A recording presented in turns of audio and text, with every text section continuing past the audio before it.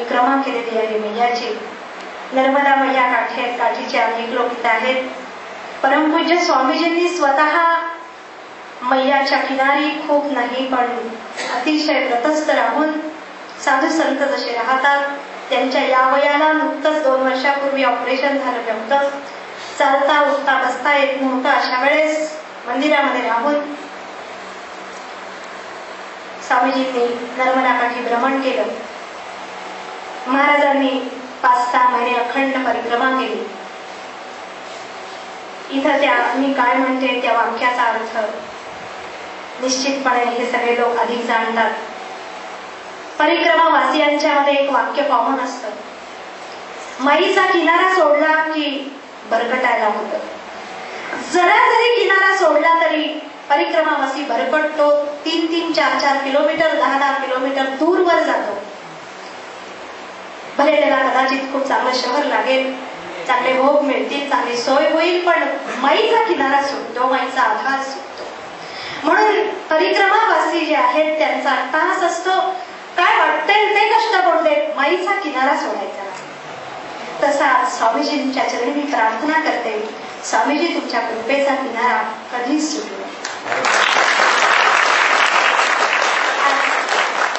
बाबासाहेब इथे असल्यामुळे मला नानांची सुद्धा आठवण येते.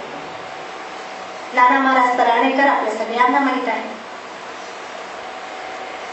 त्यांच्या एका अत्यंत निस्तीन भक्तानं त्यांना केलेली एक प्रार्थना आहे. मला काही गाता येत नाही, अनघा माझ्याकडे बघू नकोस, पण आज ते म्हणायचं धाडस मी करणार आहे. कारण प्रत्येकाची आपल्या स्वामीजींच्या प्रती सुद्धा अस्तित्व भावना असते.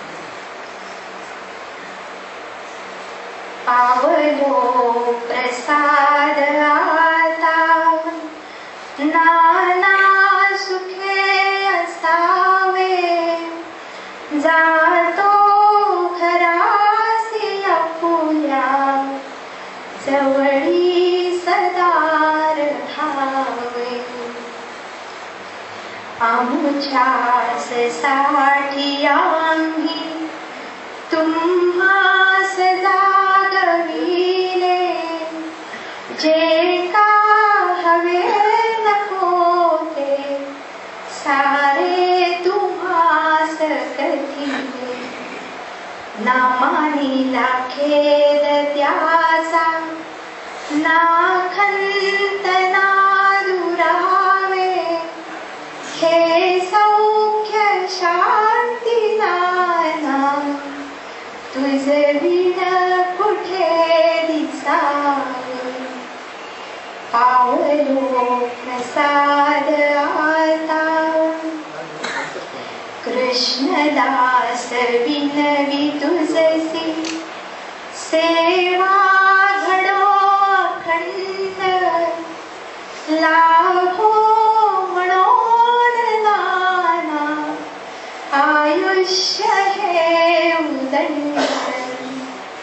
तुमसे कृपा कवाड उघडे सदा रहावे, त्यातून प्रेम नाना मजला सदा राहावे. आवलो प्रसाद आता नाना सुखे असावे, जातो घरासी आपुल्या जवळी सदा राहावे, जवळी